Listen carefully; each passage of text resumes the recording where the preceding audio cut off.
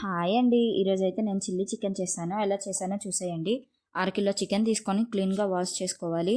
అందులో 3 స్పూన్ల మైదా, శనగపిండి 3 స్పూన్లు, కార్న్ఫ్లవర్ 2 స్పూన్లు, అల్లం వెల్లుల్లి పేస్ట్, కారం, ఉప్పు, చికెన్ మసాలా, గరం మసాలా, 2 ఎగ్స్ని వేసుకొని బాగా కలిపి ఒక 1 అవర్ పాటు ఫ్రిడ్జ్లో పెట్టి మ్యారినేట్ చేసుకోవాలి. తర్వాత ఒక కడాయిలో ఆయిల్ వేసుకొని పకోడీలా ఫ్రై చేసుకోవాలి. తర్వాత ఇంకో ప్యాన్లో ఆయిల్ వేసుకొని జీలకర్ర, అల్లం వెల్లుల్లి, పచ్చిమిర్చి చిన్నగా కట్ చేసుకొని వేసుకోవాలి.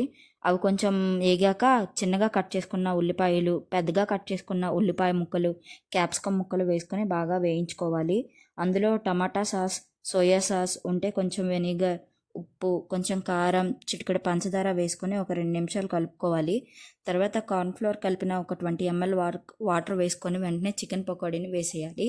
అలా బాగా కలుపుకొని ఒక 5 మినిట్స్ లో ఫ్లేమ్లో వదిలేయాలి. మన చిల్లీ చికెన్ అయితే తయారైపోయింది. టేస్ట్ అయితే చాలా బాగుంది. వీడియో నచ్చితే లైక్ చేసుకొని మన ఛానల్ని సబ్స్క్రైబ్ చేసుకోండి.